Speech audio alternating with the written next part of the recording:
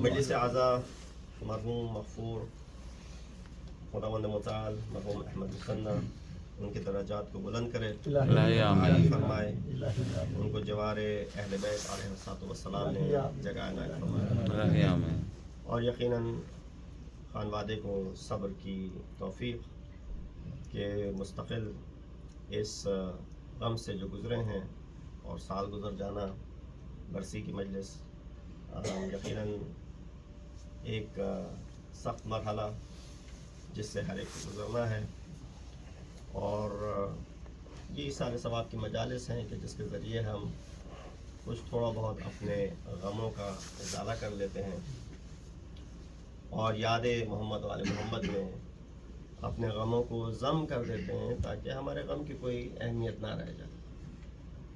اسی حوالے سے میں سوچ رہا تھا کہ اس ایصال ثواب کی مجلس سے جس عنوان کو میں نے کلام اور جس آیت کو میں نے تلاوت کیا اور جس موضوع کے بارے میں گفتگو کروں، وہ ایسا موضوع ہو کہ جو روزمرہ کے مسائل میں ہمارے لیے سودمند ہو سکے۔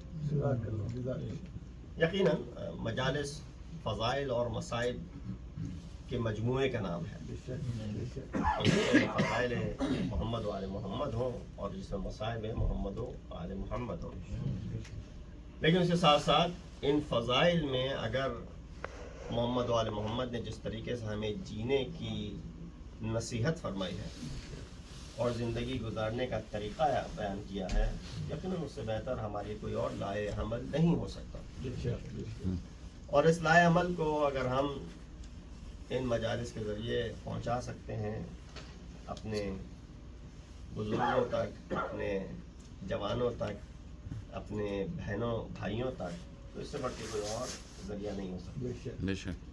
تو عبادت کی عبادت بھی رہے گی، اور ساتھ ساتھ یقیناً انسان کے اس جرنی میں، اس سفر میں کہ جو مہد سے لے کے لحد تک انسان نے کرنا ہے، اس میں یقیناً انسان کے علم میں اضافہ بھی ہوتا رہے گا۔ یہ آیت سورہ رعد کی آیت نمبر 21 ہے، جس میں خداوند متعال، ابھی تک میں نے موضوع آپ کے سامنے پیش نہیں کیا، اس میں خداوند متعال کا یہ ارشاد ہے۔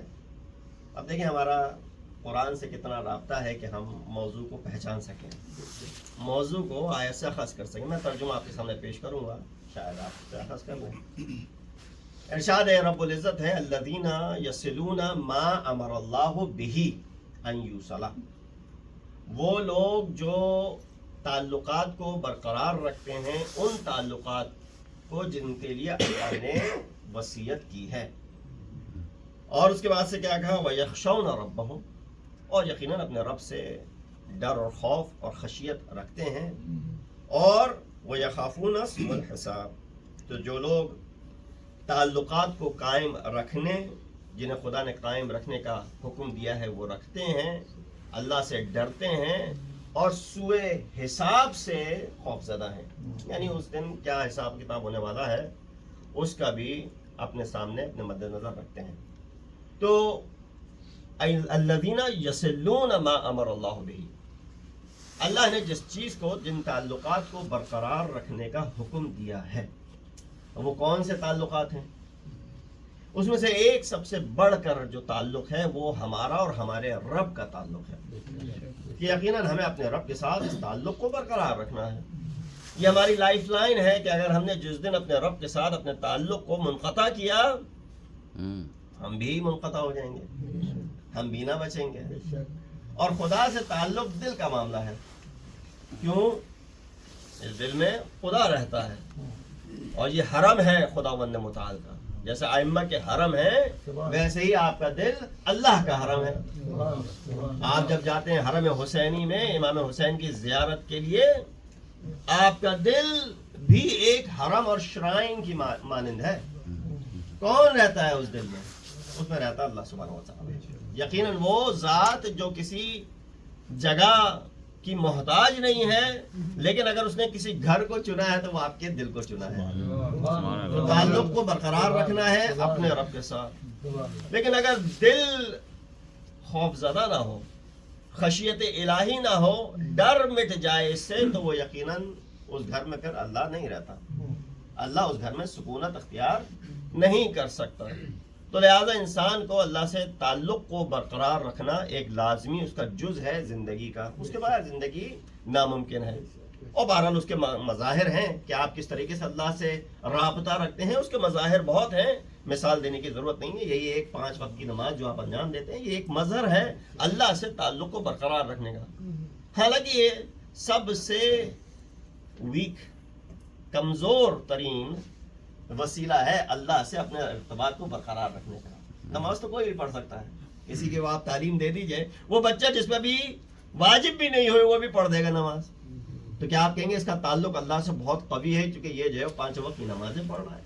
کیا نہیں, یہ نماز پیمانہ نہیں ہو سکتی آپ کے اور آپ کے رب کے درمیان اس ربط کو, اس تعلق کو استوار کرنے کے لیے. تو یہ ایک ویک لنک ہے آپ کے اور آپ کے رب کے درمیان. اس سے بڑھ کے اور بھی لنکس ہیں کہ جس کو انسان کو ساتھ رکھنا پڑے گا, اور جیسے جیسے مجلس آگے بڑھے گی آپ ان اور مزید اسٹرانگر لنکس کو پہچانتے جائیں گے.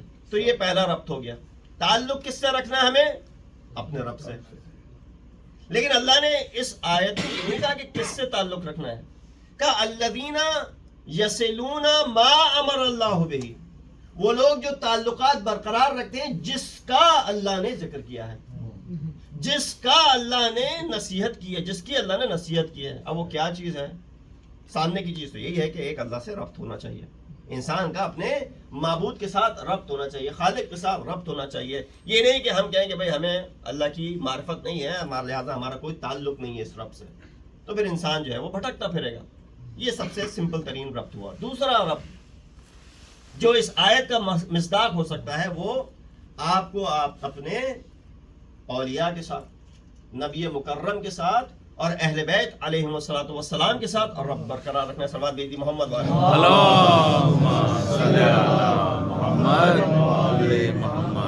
کہ ان کے ساتھ ربط ہوگا, تعلق ہوگا, ان سے آپ جڑیں گے, ان سے آپ کسی نہ کسی طرح کی خویشاوندی, فیملی میٹرز یا کوئی تعلق برقرار رکھیں گے, چاہے وہ سیادت کا تعلق ہو کہ آپ ان کی آل میں سے ہیں, چاہے اس دین کا تعلق ہو جس کو آپ مانتے اور جانتے اور پہچانتے, جس پہ عمل کرتے ہیں. آپ نے نبی کے ساتھ تعلق برقرار کر لیا. نبی کے ساتھ تعلق برقرار کرنا ہے اور اس کے بہت سے مظاہر ہیں. ایک مظہر اس میں سے یہ ہو سکتا ہے کہ آپ جب زیارت پہ جاتے ہیں, آپ حج اور عمرے پہ جاتے ہیں. حج اور عمرہ کیا ہے, یا زیارت ائمہ کیا ہے؟ کسی نے سوال کیا, آپ کیوں حج و عمرے پہ جاتے ہیں, آپ کیوں مدینے جاتے ہیں, آپ کیوں کربلا جاتے ہیں, آپ کیوں نجف جاتے ہیں؟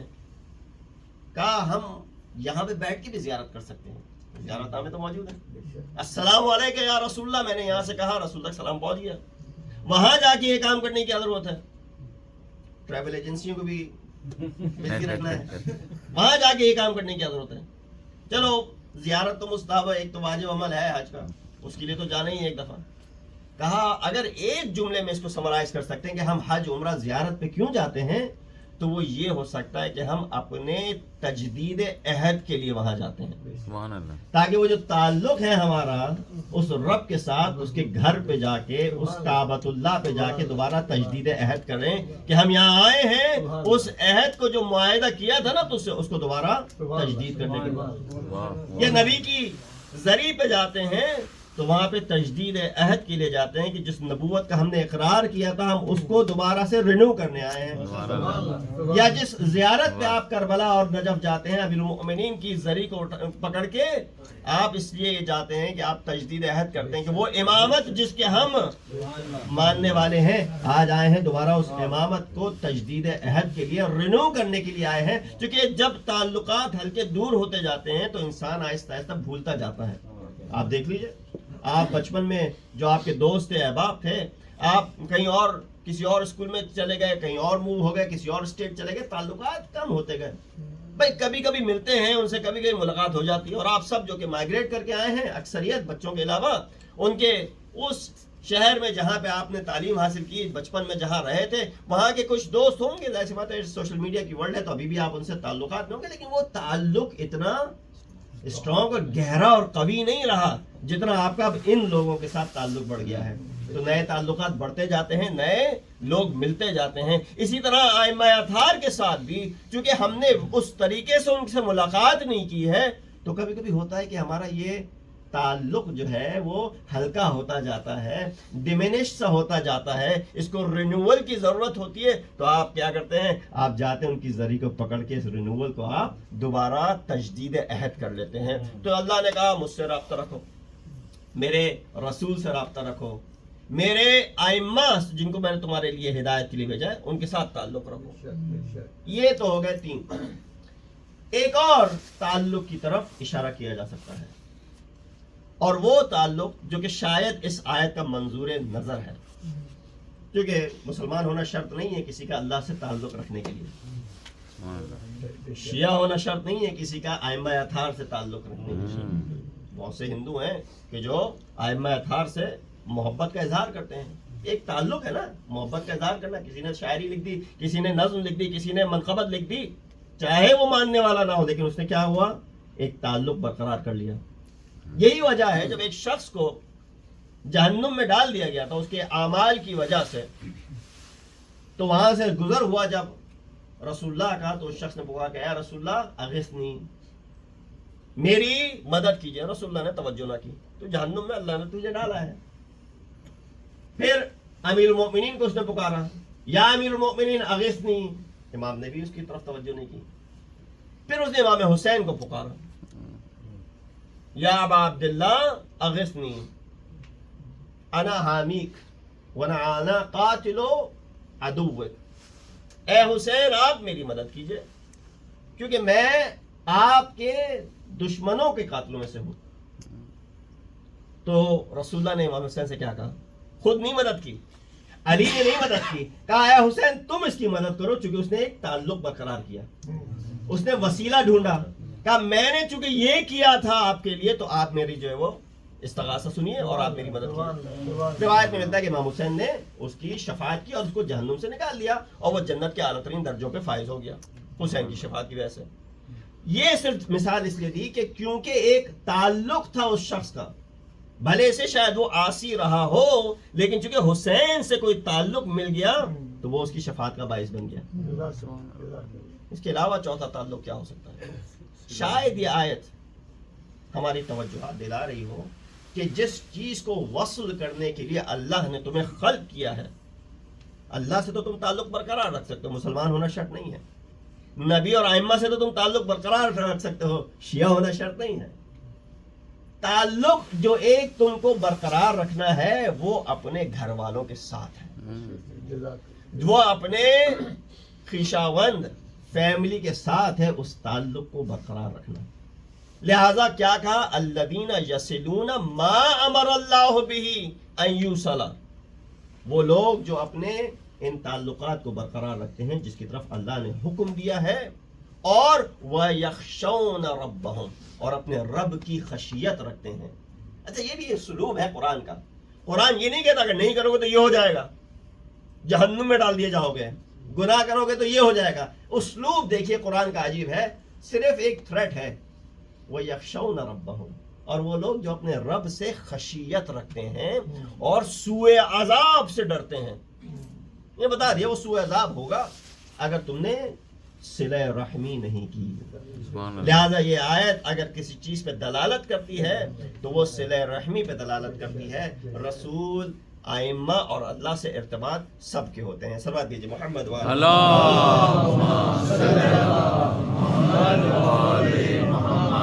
یہ تھی تبیین موضوع کی. اب موضوع آپ کے سمجھ میں آ گیا. اس حوالے سے قرآن کیا کہتا ہے، اس حوالے سے ائمہ کیا کہتے ہیں، اور ہمارا کیا وظیفہ ہے. بس یہ معروضات آپ کے سامنے پیش کرنے ہیں اور مجلس کا اختتام مصائب کے ساتھ. ایک دفعہ اور بلند صلوات دیجیے محمد اللہم صلی علی محمد وعلی محمد.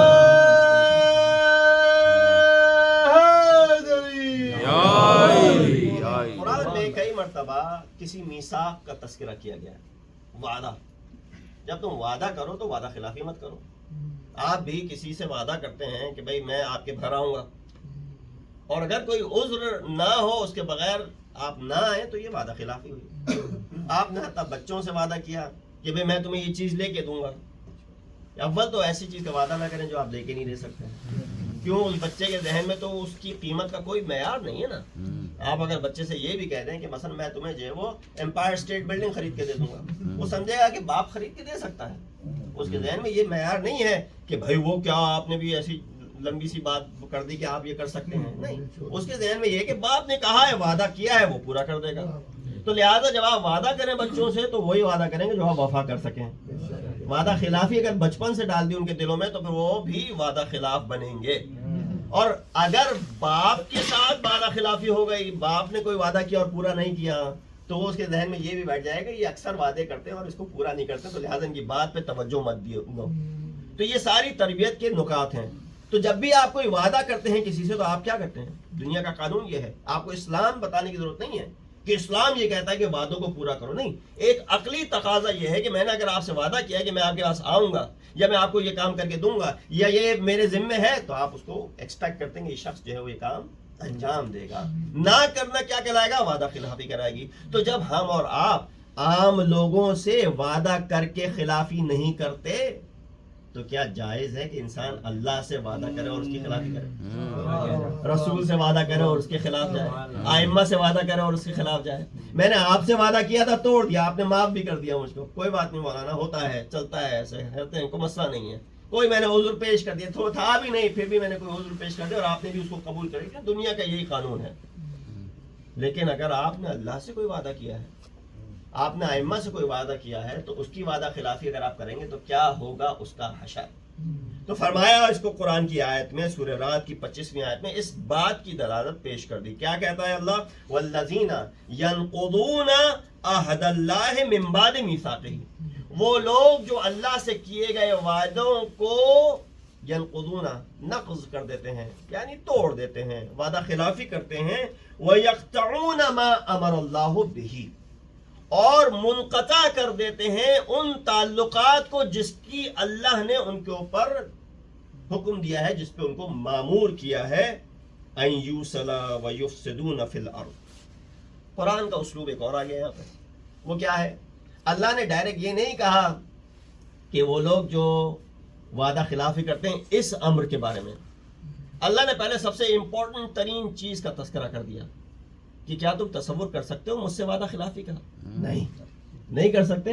ہاں، اب اگلی بات کر دی کہ وہ لوگ جو یقطعون ما امر اللہ بہ، جس طریقے سے میرے خلاف تم وعدہ خلافی نہیں کر سکتے، میرے ساتھ وعدہ خلافی نہیں کر سکتے، اس طریقے سے تم تعلقات کو بھی نہیں نقض کر سکتے.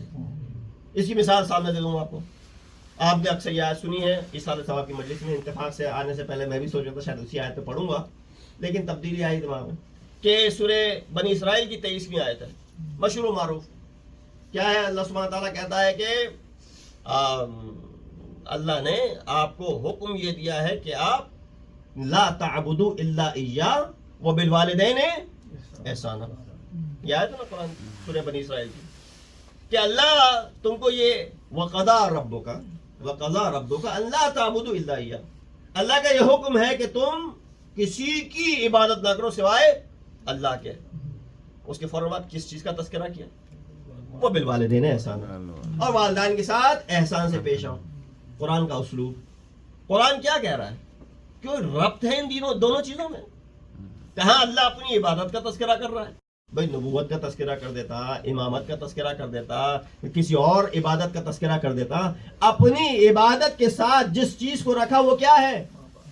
ماں باپ کے ساتھ احسان سے پیش آنا. اس سے آپ کیا اخذ کریں گے؟ جتنی امپورٹنس اللہ کی عبادت کی ہے اتنی ہی امپورٹنس ماں باپ کے ساتھ احسان کی. یہی آئے گا نا سمجھ میں؟ بھائی اللہ کی عبادت کیا اہمیت ہے آپ کے سامنے؟ اس سے بڑی کوئی اور چیز نہیں ہے. تو ماں باپ کے ساتھ احسان سے پیش آنے کی بھی کوئی اور نعم البدل نہیں ہے، کوئی چیز اس کے خلاف نہیں آ سکتی. جتنی اہمیت اللہ کی وحدانیت کی ہے اتنی ہی ماں باپ کے ساتھ احسان کی ہے. سمجھ میں تو یہی آئے گا نا قرآن کا اسلوب. یہاں پہ بھی اللہ نے کہا وہ لوگ جو میرے ساتھ کیے ہوئے وعدوں کو توڑتے ہیں، اور وہ لوگ اسی کٹہرے میں کھڑا کر دیا، اسی ساتھ کھڑا کر دیا، اور وہ لوگ جو تعلقات کو منقطع کر دیتے ہیں، یعنی قطع رحمی کرتے ہیں. دونوں کو ایک ساتھ کر دیا.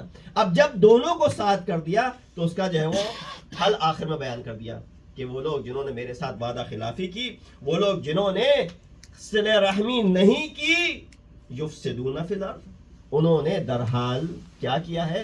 فساد کیا ہے اس زمین کے اوپر. وَلَهُمْ سُوءُ الدَّارِ، اور قیامت میں بھی ان کو وہی سوء الدار ملنے والا ہے. وہی سو یعنی برائی، برا، دار یعنی گھر، برا گھر نہیں ملنے والا ہے. قیامت میں برا گھر کیا ہوگا؟ یہ ایک کنایا ہے. قیامت میں برا گھر جہنم سے مراد لی جا رہی ہے.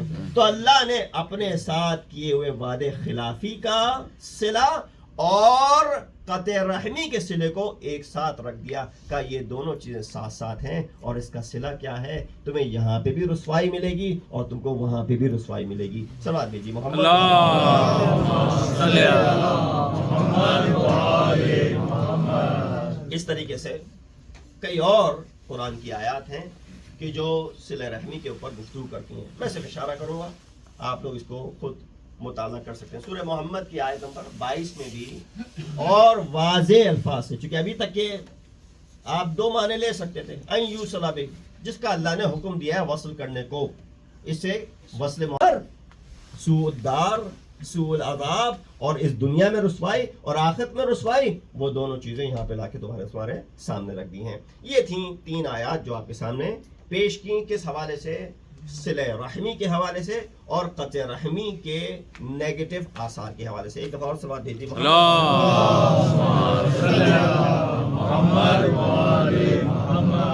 اب جس کو میں فضائل سمجھتا ہوں ائمہ اطہار کے کلام کو، کلام ائمہ اطہار، فضیلت ائمہ اطہار، ایک تو یہ ہے کہ انہوں نے کس طریقے سے زندگی گزاری، انہوں نے کیسے ان چیزوں کی طرف جس کی طرف ہماری توجہ دلائی ہے، انہوں نے خود یہ کیا کیا، انہوں نے خود کس طریقے سے عمل درآمد کیا.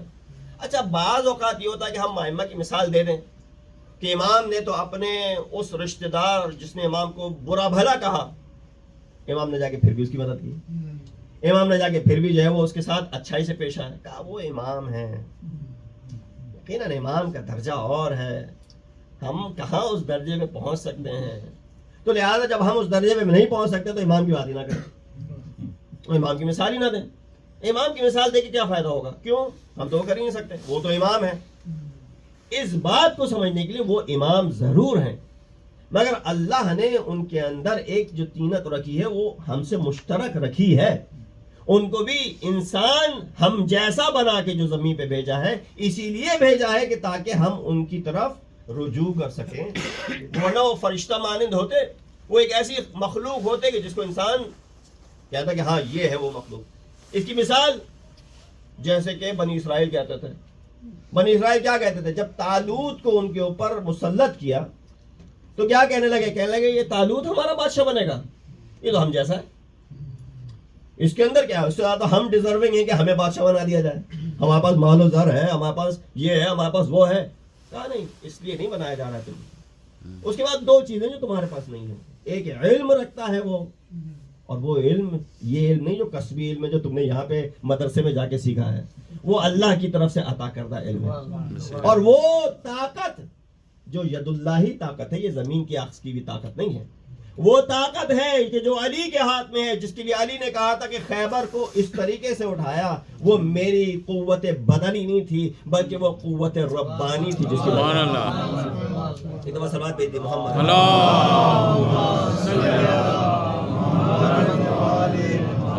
تو امام کیا کہتے ہیں؟ ابھی المؤمنین کی بات آ گئی تو امام کیا کہتے ہیں؟ خانوادے کے ساتھ کیسے پیش ہو، گھر والوں کے ساتھ کیسے پیش ہو. امام کہتے ہیں وَأَكْرِمْ عَشِيرَتَكَ، اپنے خانوادے کے ساتھ، اپنی فیملی کے ساتھ، اپنے خیشہ بندوں کے ساتھ، گھر والوں کے ساتھ. اور گھر والوں سے یہ نہیں کہ آپ کے بیوی بچے، یہ گھر والوں سے مراد ہے کہ آپ کی جو عشیرہ کیسے کہتے ہیں؟ جب دعوت ذوالعشیرہ ہوئی تھی تو کیا رسول اللہ نے اس میں اپنے بیوی بچوں کو بلایا تھا؟ دعوت ذوالعشیرہ میں رسول اللہ نے اپنے چچاؤں کو بلایا تھا، اپنے رشتہ داروں کو بلایا تھا، مدعو کیا تھا، وہ سب وہاں پہ موجود تھے، انہی کو تو بیان کرنا تھا. ورنہ جناب خدیجہ کو تو بتا چکے تھے، علی کو تو بتا چکے تھے اور وہ پہلے سے ہی ایمان لا چکے تھے. بیان کس کو کرنا تھا؟ قرآن کہتا وَأَنذِرْ عَشِيرَتَكَ الْأَقْرَبِينَ، اپنے قریبی رشتہ داروں کو بلاؤ. تو رسول اللہ نے اپنے قریبی رشتہ داروں کو بلا لیا. یعنی آپ کو یہ پروف مل گیا عشیرہ سے مراد کیا ہے؟ قریبی رشتہ دار. اب سنیے علی کیا کہتے ہیں. علی کہتے ہیں وَأَكْرِمْ عَشِيرَتَكَ. اللہ کہہ رہا تھا قرآن میں وَأَنذِرْ عَشِيرَتَكَ، اپنے رشتہ داروں کو ڈراؤ. انذر سے مراد ڈرانا ہی ہے کہ بھائی یہ نبوت کا اعلان کرنا تھا نا، اس لیے ڈراؤ. امیر المومنین یہ کہہ رہے ہیں وَأَكْرِمْ عَشِيرَتَكَ، اپنے گھر والوں اور رشتہ داروں کو تکریم کرو، ان کی تکریم کرو، یعنی ان کو آنر کرو، ان کو رسپیکٹ دو، ان کی انٹیگریٹی، ان کے کسی بھی عمل کو ٹھیس نہ لگے، دل کو ٹھیس نہ پہنچے، یعنی اکرام کرو ان کی، تکریم کرو ان کی. اور پھر کیوں کرنی ہے تکریم ہمیں؟ فَإِنَّهُمْ جَنَاحَكَ الَّذِي، وہ تمہارے وہ پر ہیں، جناح کہتے ہیں پروں کو، وہ تمہارے وہ پر ہیں بہی تطیر، جن کے اوپر سوار ہو کے تم ہوا میں اڑ سکتے ہو. ایک تشبیہ ہے، یعنی اگر کوئی تم کو آگے لے کے جانے والا ہے، کوئی تمہیں بلند کرنے والا ہے، کوئی کندھے پہ انسان بلند کرتا ہے نا، جب کوئی میچ جیت جاتے ہیں تو وہ جو مین آف دا میچ ہوتا ہے اس کو کندھے پہ بلند کر لیتا ہے، رائٹ؟ اس کی وجہ سے یا آپ کا کوئی لیڈر واپس آ جاتا ہے تو اس کو کندھے پہ اٹھا کے گھومتے ہیں. تو مجلس پولیٹیکل نہ ہو جائے، سوال لیجیے محمد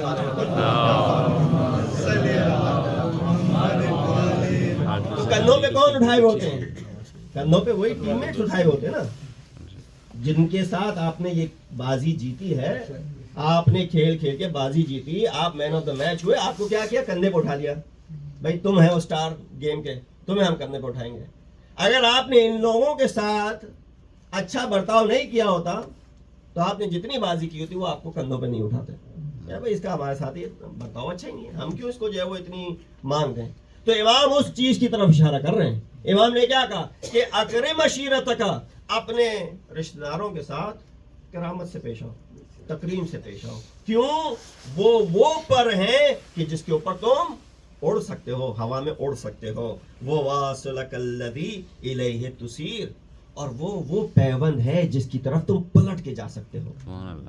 دنیا تو تمہیں چھوڑ دے گی، جس کی طرف تم تکیہ کر سکتے ہو وہ وہی تمہارا گھر والا ہے، وہی تمہارا خانوادہ ہے، وہی تمہارا رشتہ دار ہے.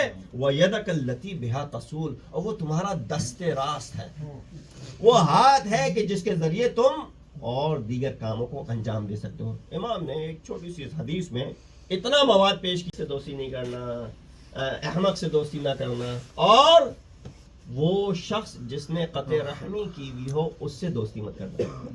دوستی سے مراد کیا ہے؟ اس کے ساتھ مصاحبت نہیں کرنا، اس کی کمپنی میں نہیں رہنا. کیوں؟ امام دلیل دے سکتے تھے، کہا احمق سے اس لیے نہیں کرنا کہ وہ جو ہے وہ خود نہیں جانتا اپنے بارے میں اچھائی، تمہارے لیے کیا اچھائی کرے گا. فاسق سے اس لیے مصاحبت نہیں کرنا، وہ جو کہ فاسق، جو کہ کھلم کھلا گناہ کرتا ہے، اس کو ڈر نہیں ہے اللہ کا، کھلم کھلا گناہ کرتا ہے تو وہ تمہارے ساتھ بھی کرے گا. بخیل کے ساتھ نہیں کرنا اس لیے کہ وہ تمہیں ایک لقمے کے لیے بیچ کھائے گا. امام نے سب کی دلیلیں پیش کی. قاطع رحم کی کیا دلیل پیش کی پتا آپ کو؟ امام نے کہا قاطع رحم کے ساتھ مصاحبت نہ کرنا، اس لیے کہ قرآن میں 3 جگہ اس پہ لعنت بھیجی گئی ہے. 3 مقامات پہ، پتہ نہیں 3 پہ کیوں لعنت بھیجی جاتی ہے. سلوات بھیجو بلندر سلوات بھیجو. اللہم صلی علی 3 مقامات پہ قرآن میں قاطع رحم پہ لعنت ہے. 3 مقامات پہ. تو کہا اس لیے قاطع رحم کے ساتھ تعلقات مت رکھنا. جو قطع رحمی کرتا ہے، جس نے اپنے رشتہ داروں کے ساتھ غیر تعلقی کا اظہار کیا ہوا ہے، اس لیے کہ اللہ نے قرآن میں 3 مرتبہ اس کو لعنت کا مستحق قرار دیا ہے. اب جس کو اللہ لعنت کا مستحق قرار دے رہا ہے، اس کے ساتھ تم مصاحبت کرو گے، اس کے ساتھ تم دوستی کرو گے تو اس کا تمہیں کوئی فائدہ نہیں ہونے والا ہے. بس آخری چیز اس حوالے سے، اور آپ کی زحمت ہے کہ ایک عمل جو بلاؤں کو دور کر دیتا ہے، اگر میں بچوں سے بھی یہاں پوچھوں یہ کون سا عمل ہے کہ جو بلاؤں کو بھی ٹال دیتا ہے، تو آپ کے زبان پہ فوراً لفظ آئے گا صدقہ. صدقہ آپ روز نکالتے ہیں، اپنا بچوں کا، گھر والوں کا، امام زمانہ کا، سارے صدقات آپ نکالتے ہیں. اور صدقے کے حوالے سے جب آ گئی یہ بات تو اکثر لوگ یہ سوال بھی کر رہے ہوتے ہیں کہ صدقہ ہم کس کو دے سکتے ہیں، کس کو نہیں دے سکتے. وہ صدقہ لوگ نکالتے ہیں امام زمانہ کا. امام زمانہ کا صدقہ نکالا مولانا، ہم کس کو دے سکتے ہیں؟ آپ کسی کو بھی دے سکتے ہیں صدقہ. اس میں کوئی سادات اور غیر سادات کی شرط نہیں ہے. صرف صدقے کے لیے جو ایک کلیہ بیان کیا گیا وہ یہ ہے کہ سادات کا صدقہ سب کو جا سکتا ہے، غیر سادات کا صدقہ صرف غیر سادات کو جا سکتا ہے. وہ سادات کو جائے. بس یہ ایک قاعدہ کلی ہے، اور اس کا ریزن یہی ہے کہ رسول اللہ نے اس قاعدے کو خود اسٹیبلش کیا تھا، اور اسی لیے اگر کوئی غریب سادات ہے تو اس کو پھر صدقہ نہیں دے سکتے، پھر کیا کریں گے اس کے ساتھ؟ کہا سہم امام اور سہم سادات میں اس کا پورشن رکھ دیا گیا تھا.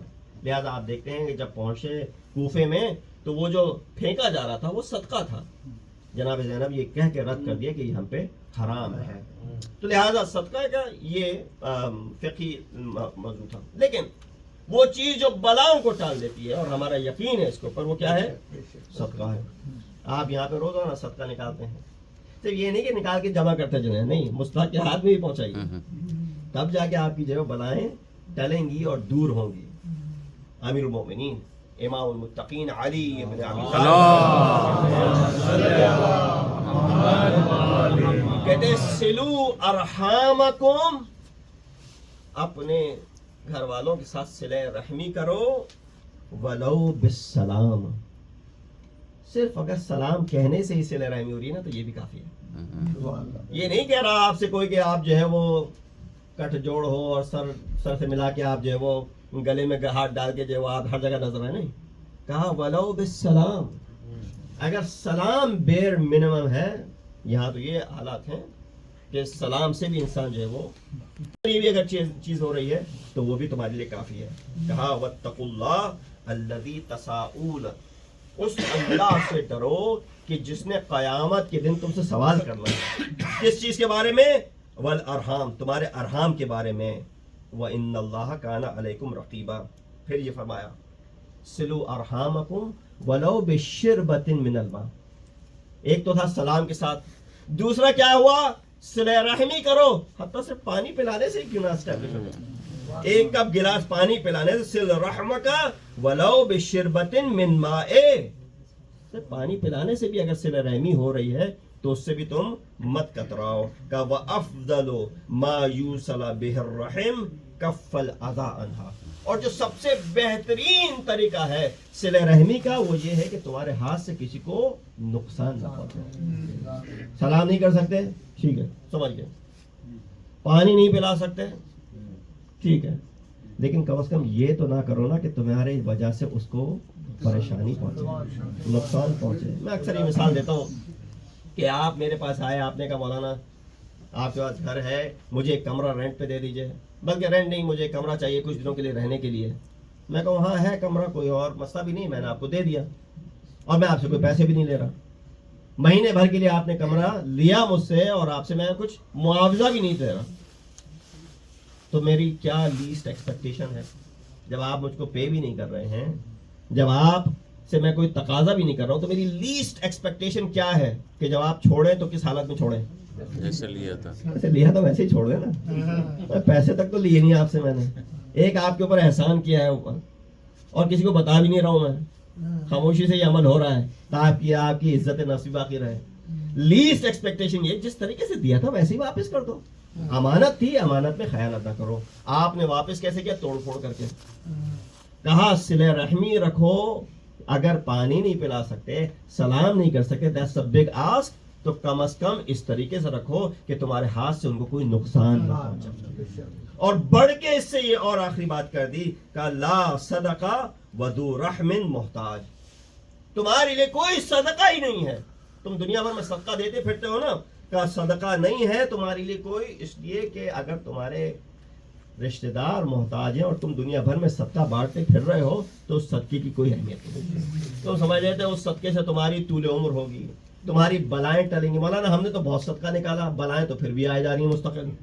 اس لیے کہ ذو رحم محتاج، تمہارے گھر والے محتاج ہیں اور تم دنیا بھر میں صدقہ بانٹتے پھر رہے ہو. صلوات بھیج دی محمد وعلی محمد. موضوع طویل ہے، بہت طویل موضوع ہے. اس میں اور آثار ہیں کہ جو ایک ایک معصوم کی روایت سے اخذ کیے جا سکتے ہیں اور اس کے اوپر طولانی گفتگو کی جا سکتی ہے. ہو سکتا ہے انشاءاللہ کبھی اور موقع ملے اسی طرح کی نجی محفل میں مجلس میں کہ جس میں میں ان چیزوں کا تذکرہ کر سکوں. بہرحال صلہ رحم قرآن کا ایک موضوع ہے. صلہ رحم احادیث نبوی اور ائمہ اطہار میں موجود ہے کہ انسان اپنے ارحام کے ساتھ تعلقات کو استوار کرے, تعلقات کو برقرار کرے. ہاں یہ فورس نہیں کیا جا رہا آپ کے پاس کہ وہ نہیں ملتے ہم سے تو ہم بھی مستقل لگے رہیں. آپ کی عزت نفس جا رہی ہے اس میں. ایک شخص جو ہے وہ مستقل آپ سے جو ہے وہ تعلق برقرار نہیں کرنا چاہتا. آپ قرآن یہ نہیں کہہ رہا کہ آپ بار بار اس کے سامنے جا کے اپنے آپ کو جھکائے چلے جائیں. نہیں, یہ نہیں کہہ رہا اسلام. اسلام یہ کہہ رہا آپ کم از کم جب اللہ کی بارگاہ میں کل پہنچیں تو آپ کے پاس کچھ پروف ہو کہ ہاں میں نے کوشش کی تھی. اب وہ کوشش اتمام حجت تھی. اب اس کے بعد سے اللہ نہیں چاہتا کہ آپ بھی اپنی عزت کو مجروح کریں. کوئی کسی کی عزت کو مجروح کرنا نہیں چاہتا. جو اکثر لوگ سوال یہ کرتے ہیں کہ بھائی وہ تو ہم سے نہیں ملنا چاہتے, ہم کیوں ان سے جو ہے بار بار.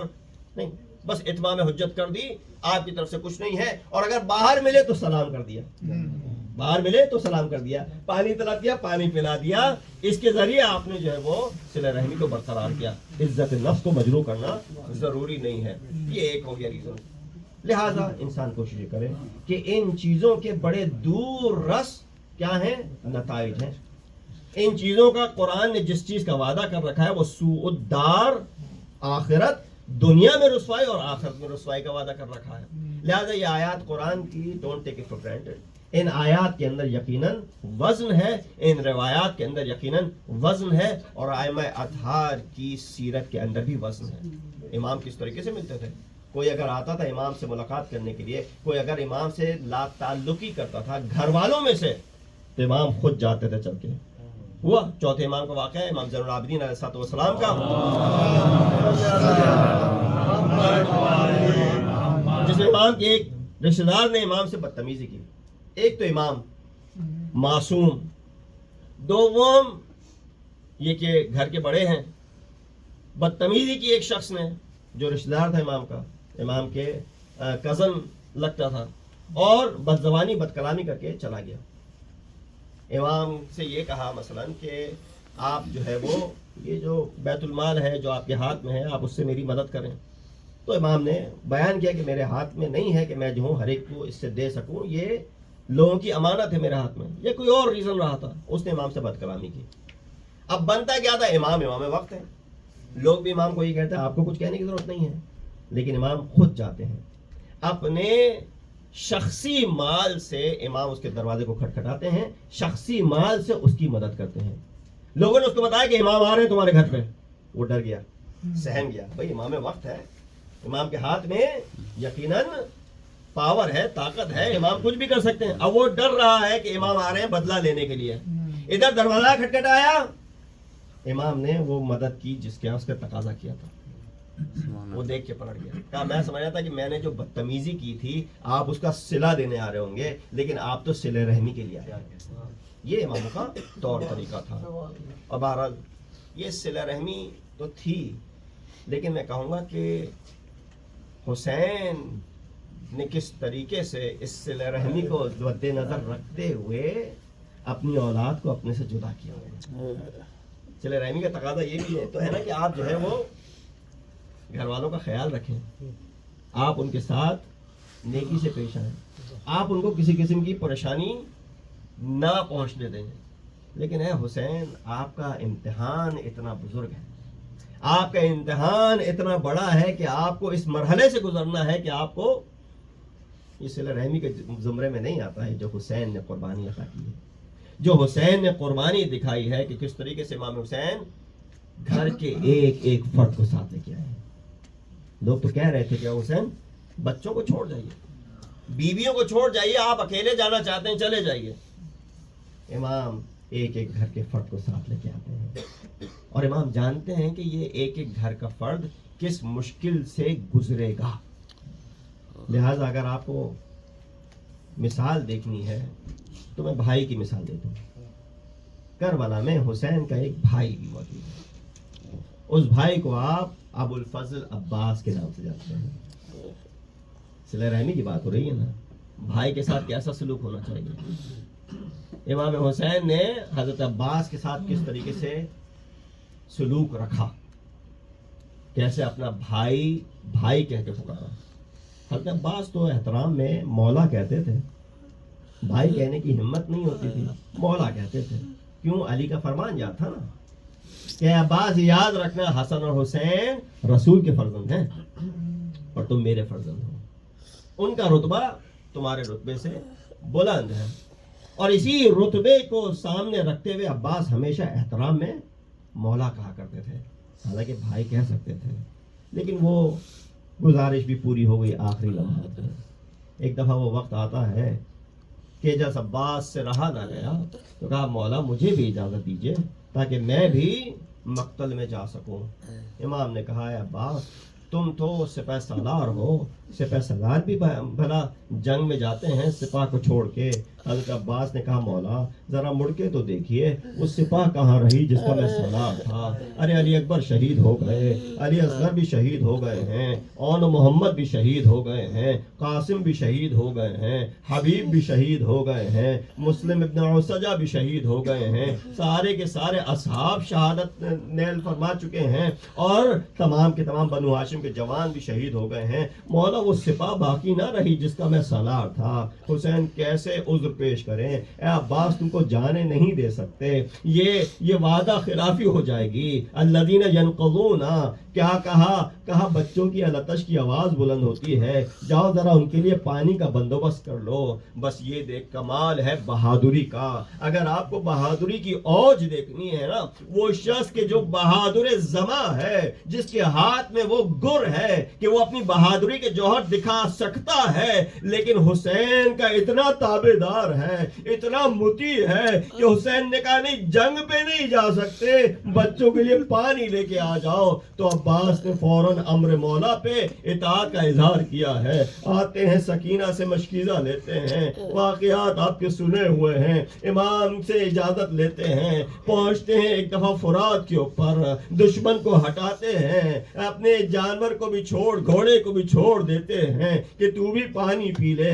اسب با وفا ہے، ارے وفادار کا اسب ہے، کیسے اپنی پیاس بجھا لے، در حالی کے التش کی آوازیں سنائی دے رہی ہیں۔ بس ایک وہ وقت آتا ہے عباس نے پانی کو بھرا، لے کے چلے ہیں واپس مقتل سے خیمہ گاہ کی طرف۔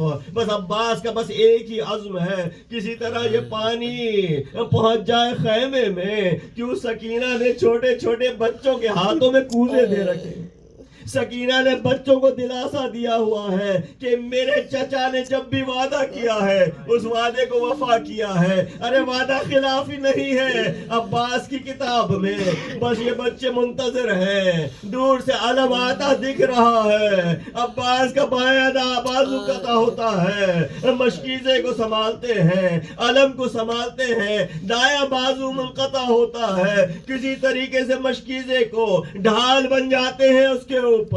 بس ایک ایسا تیر آیا جو آ کے مشکیزے میں پیوست ہوا، ادھر پہنا تھا پانی کا، عباس کی آس ٹوٹ گئی۔ ارے اب میں جا کے کیا کروں گا؟ کس طریقے سے سکینہ سے وعدے کے بارے میں بات کروں گا؟